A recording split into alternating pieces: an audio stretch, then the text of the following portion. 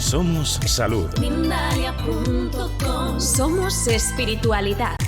Mindalia.com. Somos conciencia. Mindalia.com. Mindalia.com. Somos la comunidad de la nueva consciencia.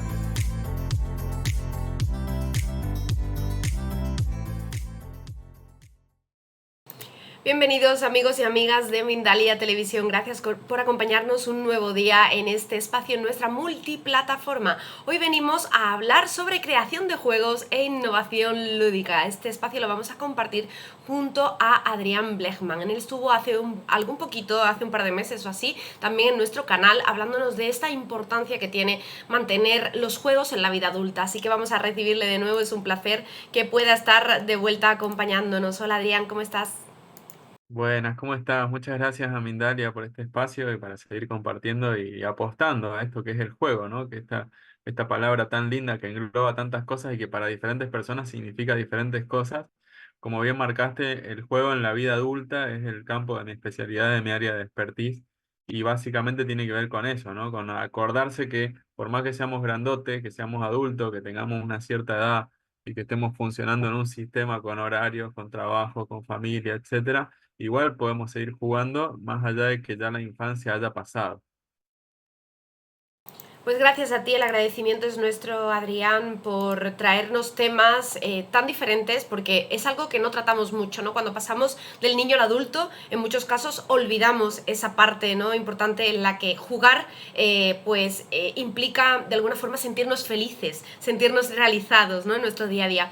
Así que importantísimo que hablemos de este tema de hoy. Como yo he dicho al inicio, vamos a estar hablando de cómo crear esos juegos y también de la innovación lúdica. Vamos a hablar un poquito también de esta nueva humanidad y de cómo poner en contexto todos estos conceptos al unísono. Vamos a empezar hablando un poquito de cómo enfocar, continuar un poquito, Adrián, la charla que hicimos la vez anterior, para cómo enfocar la vida adulta de cara a seguir jugando, a continuar en eso.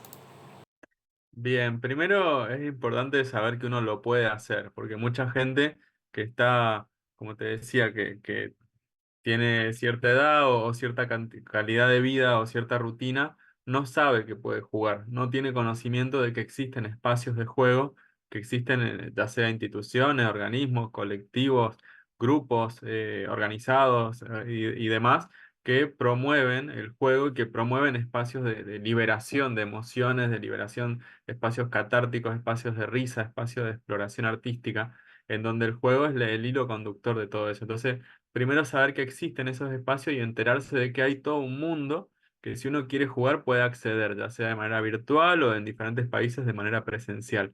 Yo estoy muy conectado con muchas redes que están permanentemente promoviendo el juego y también, bueno, los científicos de juego, que es un poco el que se forman los laboratorios de juego, tiene esa capacidad, ¿no?, de promover espacios de creación de juegos en donde eso esté garantizado y sea un espacio cuidado donde uno pueda explorar distintas realidades desde el juego, desde la lúdica, desde el intercambio, y al mismo tiempo pueda em, vivenciar este tipo de dinámicas y de dimensiones que no son comunes, no son tan comunes en la edad adulta. Así en la infancia están mucho más garantizados o propuestos para las infancias, pero no es lo mismo cuando uno juega con la conciencia del adulto, cuando se genera ese vínculo con las demás personas desde la cabeza de un adulto, se generan conexiones muy interesantes y además, como no estamos acostumbrados a vincularnos de esa manera, ya sea con un abrazo, con una tarjeta, haciendo una ronda,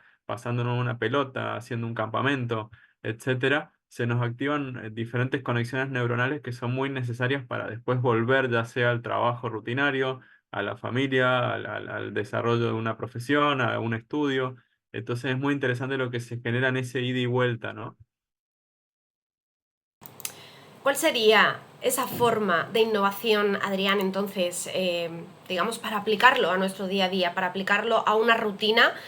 Como bien decimos, ¿no?, en la vida adulta pues tenemos que cumplir obligaciones, tenemos que estipular en muchos casos familias, niños, trabajo.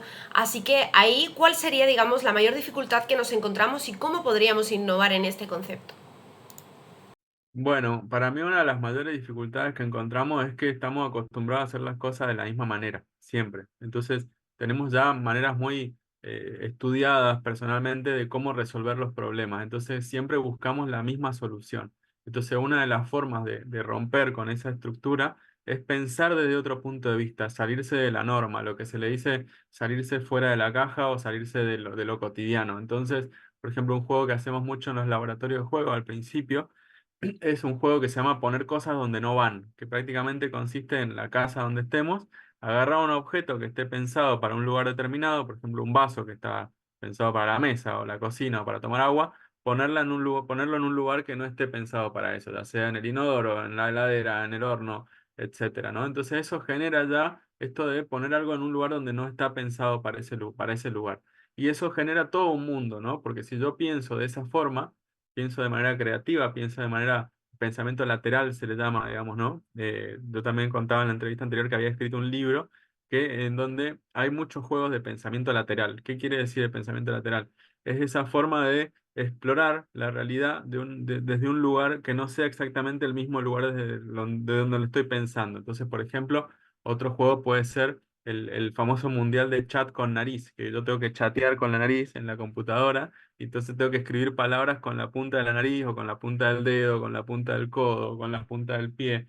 Entonces eso ya va generando decir, bueno, pero yo uso la computadora para trabajar, ¿cómo voy a chatear con la nariz? Bueno, ahí está en esa pregunta de cómo no, cómo sí, cómo me animo a hacer cosas que no estoy acostumbrado a hacer, puede romper con esa cotidianeidad y puede generarnos un nuevo punto de vista que es mucho mejor después a la hora de volver a hacer el mismo trabajo de siempre, volver a la relación familiar que tenga, siempre que yo esté pensando de un nuevo punto de vista, voy a mejorar un montón de cosas en mi vida cotidiana y en mi vida creativa, ¿no? Que justamente este espacio, el laboratorio de juego, tiene que ver con esta vida creativa y con este estado de conciencia lúdico y creativo en donde podemos disparar esa propia impronta y esa propia potencialidad para poder crear distintas realidades en el campo de la lúdica, distintos juegos, pero en realidad sirve para todo, sirve para cocinar, sirve para llevarse mejor con tus padres, sirve para llevarse mejor con tus hijos. Eh, Como te decía, es como una forma de pensar y son conexiones neuronales que le hacen al cerebro decir, bueno, ya no pienso siempre con la misma conexión neuronal, sino que creo nuevas. Y eso lo hacemos de manera jugando, que es muy divertido, es muy alegre también y genera como una cuestión de paz y de sensibilidad y de fluidez. Eso es un poco lo que tengo para decirte. Me imagino que ahí es donde entra la vinculación de esas nuevas realidades con la nueva humanidad, ¿no? Con una nueva forma de ver, afrontar el mundo, sobre todo a nivel de crecimiento personal, de conocimiento y también de una parte espiritual, ¿no? Porque tiene mucha relación todo aquello que hacemos, que llevamos hasta el inconsciente, con ese camino espiritual que vivimos. Exactamente, jugar es súper espiritual, digamos. La conexión que uno tiene con el juego genera una conexión con ese espíritu y con eso que está más allá de de donde estamos metidos todo el día, que es en nuestro sentir, en esta cuestión de nosotros mismos. Entonces, nos ayuda a pensar en el otro, nos ayuda a ponernos en el lugar del otro. Esto de jugar de manera cooperativa, por ejemplo, hay muchos juegos que son, yo los promuevo, que son los juegos cooperativos. No son exactamente los juegos competitivos, que ya estamos muy acostumbrados en la vieja humanidad a competir, a pisarle la cabeza al otro, a pasar por encima del otro, a sacarle provecho al otro, sino como decir, bueno, todos esos juegos que fueron creados en un sistema competitivo de donde el más fuerte gana, poder transformarlos y generar juegos cooperativos donde todos ganemos, donde el grupo gane, donde gano si me importa el otro. Entonces eso tiene mucho que ver con la nueva humanidad, tiene mucho que ver con lo que es necesario hoy en día. Hoy en día los trabajos así como de creadores de juegos, o que ni siquiera se les pueden decir trabajo, porque la palabra trabajo es muy densa también lingüísticamente hablando, lo que significa el tripalium y el peso y el estrés y todo eso. Entonces, las personas que estamos más dedicadas a la creación de juegos y a promover el juego y que además se viene usando cada vez más en las empresas, en las escuelas, en los espacios pedagógicos, en los recursos humanos, en los profesores, los recreólogos, los juególogos. Cada vez más ese tipo de actividades son más necesarias en la nueva humanidad porque tienen que ver con el ser, tienen que ver con el expresarse, tienen que ver con el no hacer lo mecánico y como si fuéramos una especie de máquina o instrumento o engranaje de una máquina mundial. ¿Por qué? Porque nos genera esta conexión con el otro, con lo social, con lo humano con esto de conectarme con la filosofía también, porque muchas veces en el juego filosofamos y pensamos cosas que no estamos acostumbrados a pensar en la rutina cotidiana. Entonces, todos estos ejercicios hoy en día en la nueva humanidad son súper necesarios porque el día que nosotros logremos cambiar este sistema y todos los sistemas en los que estamos metidos, alienados, vamos a tener mucho más tiempo y vamos a explorar mucho más el juego, porque el juego va a ser como lo fue antiguamente en las culturas milenarias, una forma de organización y una forma de vincularse que es súper necesaria y que si tuviéramos más tiempo, ¿qué haríamos? ¿No? Haríamos más juegos, jugaríamos más, nos conectaríamos más desde ese lugar. Entonces, por eso tiene cada vez más importancia en la nueva humanidad darle, darle el lugar que se merece al mundo del juego y a los creadores de juego, que básicamente un poco lo que quería hablar en esta entrevista era sobre los creadores de juego, que son los que piensan juegos que van más allá de lo que ya está establecido como juegos conocidos. Entonces, poder innovar desde ahí, poder estar pensando en lo diferente. Por ejemplo, yo siempre digo que no es lo mismo un creador de juego que crea un juego con un mazo de cartas, tiene un mazo de cartas español y crea un juego con esas cartas, que el que crea el mazo de cartas, el que busca innovar a ese nivel, ¿no? O el creador de un juego de la OCA con otra temática, por ejemplo, yo quiero trabajar en cuestión ambiental con un juego de la OCA. Bueno, entonces creo un casillero donde pase tal cosa, otro casillero donde pase tal cosa, con un dado. Bueno, pero ¿qué pasa si yo invento un nuevo juego de la OCA, ¿no? Desarrollo un nuevo concepto con un nuevo tablero o con otra cosa o con otro dado o con algo que sea similar al dado? Entonces un poco la búsqueda en los laboratorios de juegos siempre ha sido por ese grado de innovación, ¿no? Por ese grado de realmente, como se dice en Uruguay, despegarse o flashear en Argentina o no sé cómo se dice en España, digamos, ¿no? Pero como poder pensar fuera de las normas de lo cotidiano y romper todo tipo de límite. Pues vamos a pasar, si te parece, Adrián, a esa parte de creadores de juegos. Vamos a conocer un poquito esa actualidad, esa innovación que se está produciendo a nivel mundial. Me imagino que tú estás muy dispuesto, ¿no?, en todos estos sentidos y en todos estos terrenos. Así que nos encantaría conocer un poquito cuál es la visión o la hipótesis, ¿no?, que tú generas de todo lo que has podido ir conociendo en tu larga trayectoria. Bien, mira, en realidad básicamente la hipótesis o la pregunta sería, ¿cómo hacemos para crear juegos que estén fuera de lo común, ¿no? Para que sean juegos que estén fuera de lo que ya estamos acostumbrados a hacer. Y ahí se viene una historia un poco personal que fue que llegó un momento en mi vida que participaba en espacios de recreación o en eventos o en congresos o en distintos espacios de donde el juego era algo común y me aburría. A mí me pasaba que decía, este juego ya lo conozco, esto ya es siempre lo mismo, vamos siempre a hacer la mancha, siempre vamos a hacer la misma ronda, siempre vamos a hacer... Entonces empecé a pensar en un método que pudiera llegar a entender cuál era la composición de un juego y cómo se creaba un juego. Y ahí fue que descubrí el concepto de mecánica del juego, que la mecánica viene de la física, de la industria, de la ingeniería, que viene a ser como el elemento que compone un juego, ¿no? ¿Qué regla o ley obedece un juego? Entonces, a partir de esa investigación empecé como a encontrar distintos tipos de juegos, los juegos que son de ronda, los juegos que son de invocar algo dentro de otra cosa, los juegos que son de pasarse algo, de escribir en una tarjeta, de pintar. Entonces se pueden ir clasificando los distintos juegos y eso me permite después, cuando yo voy a crear uno, decir, ah, bueno, ¿de qué tipo de mecánica lo quiero crear? ¿Cómo lo creo? ¿Qué necesito hacer o qué lugar tengo, ¿no? Entonces, por ejemplo, estudiar el lugar donde yo voy a generar el juego, no es lo mismo el juego que puede surgir de una escalera, que si lo hago en un salón, que si lo hago en una playa, que si lo hago en una plaza, que si tengo eh, tal o cual vestimenta, si me visto de una forma determinada, si me pongo un sombrero, si me pinto la mitad de la cara de un color y la otra mitad de otro. Entonces ahí empieza como la búsqueda por decir, bueno, todo lo que existe a nivel por lo menos básico, ¿no? Porque un poco el libro habla de eso, como un nivel muy básico, muy inicial, pero que sirve para crear cosas bastante grandes y bastante interesantes.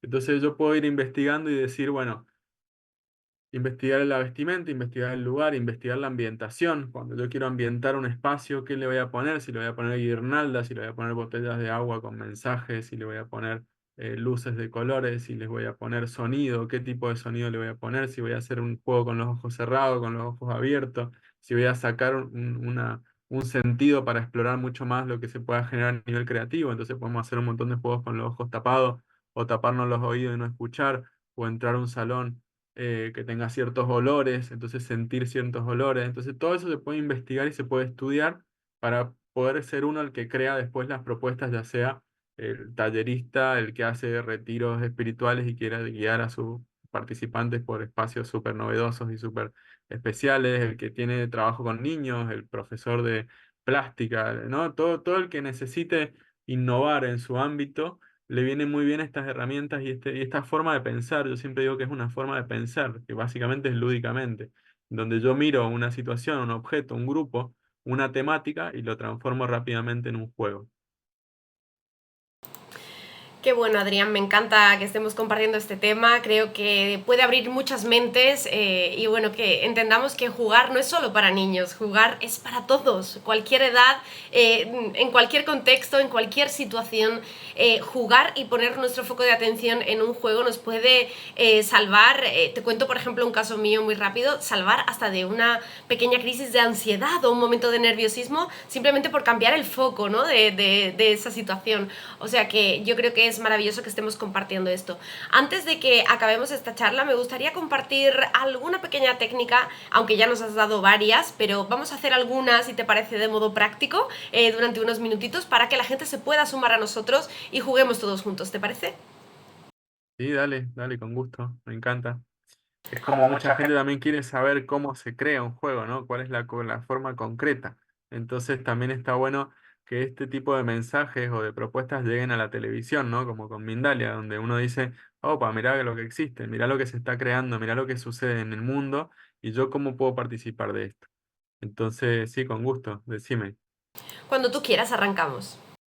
Bueno, una del concepto básico de creación de juegos yo le llamo el triplete acción, lugar, material, que quiere decir que un juego se compone a partir de un triplete de tres elementos, que es la acción, puede ser un verbo, saltar, no sé, caminar, si se te ocurre alguna hora puedes decirla, rascarse, pasarse un palo, pasar una pelota, un lugar y un material. El lugar puede ser el Zoom, ¿no? Yo tengo la computadora acá, mi escritorio, puede ser un salón, puede ser un ascensor.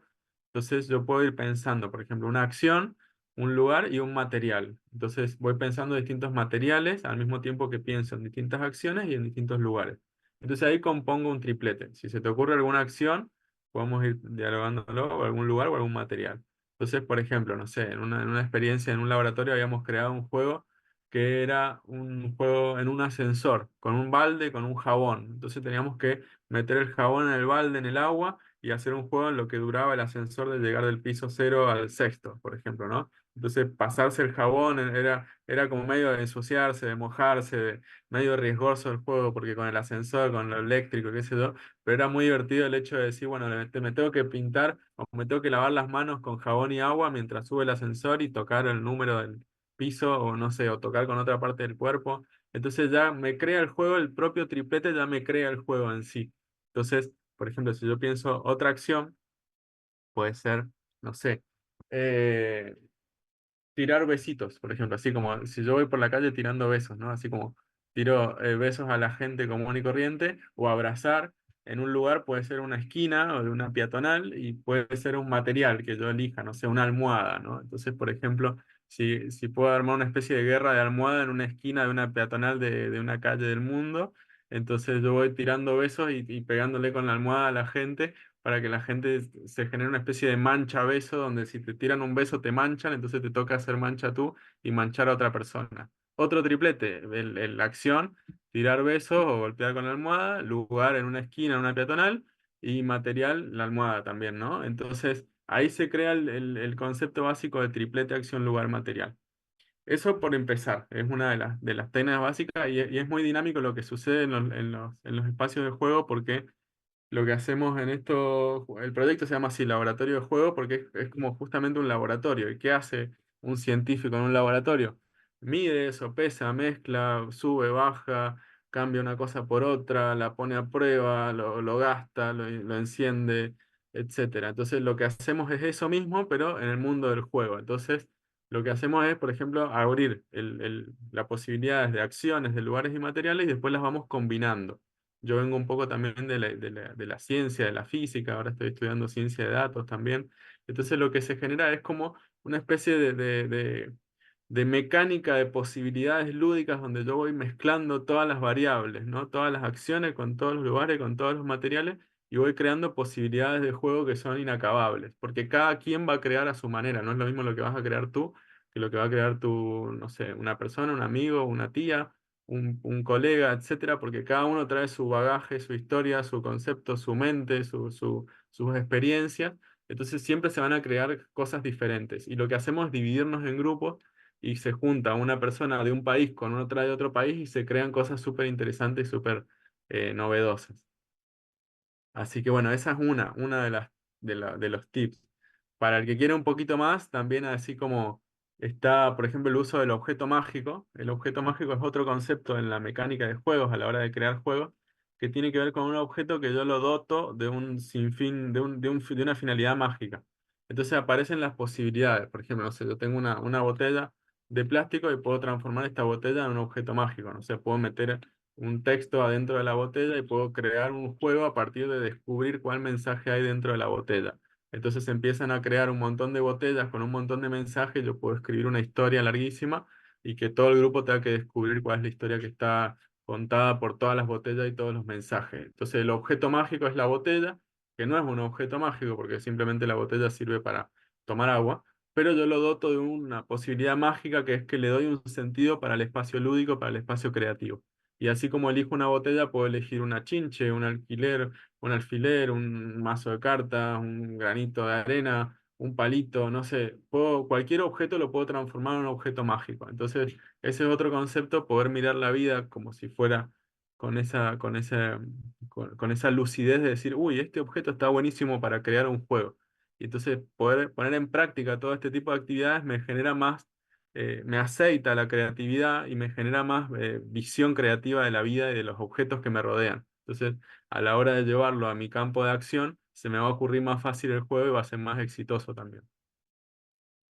Pues estos son algunos de los tips que nos ha compartido en el día de hoy Adrián Bleckmann. Esperamos que os haya gustado y si es así, no olvidéis dejarnos en comentarios vuestras impresiones o si también habéis creado algún jueguecito casero desde casa, pues estaremos encantados de poderlos compartir. Gracias también a Adrián por estar nuevamente aquí. Yo os recomiendo que ahora vayáis a ver el directo anterior que compartimos, que fue también súper divertido y no me sale la palabra, como una herramienta, ¿no? Para usarle en el día a día. Adrián, me encantaría que fueras tú la persona que puedas despedir y cerrar esta charla. Yo te mando un besito enorme, que sé que has hecho un esfuerzo gigante para poder atendernos y estar aquí en Mindalia hoy con nosotros. Gracias a ti. Bueno, muchas gracias por el espacio. Para mí es súper importante que este tipo de conceptos, de pensamientos, de visiones de la vida cotidiana ocupen lugar en los medios de comunicación, porque cada vez más gente, si hiciera estas cosas, viviríamos en un mundo más sano, más alegre, más feliz, más relajado. Entonces, por eso también creo que es súper importante venir a estos espacios, contar lo que hacemos, contar que existen estas propuestas y que la gente tenga ganas de participar y la aplique en su vida cotidiana, ya sea en su casa, con sus hijos, con sus amigos, en los cumpleaños, en el trabajo. Entonces, un poco invitarlos a jugar, invitarlos a explorar, invitarlos a conocer estos mundos y a dejarse llevar por esto de hacer cosas fuera de lugar, por esto de hacer cosas sin miedo a juzgar, a que te juzguen, sin miedo a que te señalen y jugar libremente, que es lo más sanador que podemos hacer como adultos y como niños también, ¿no?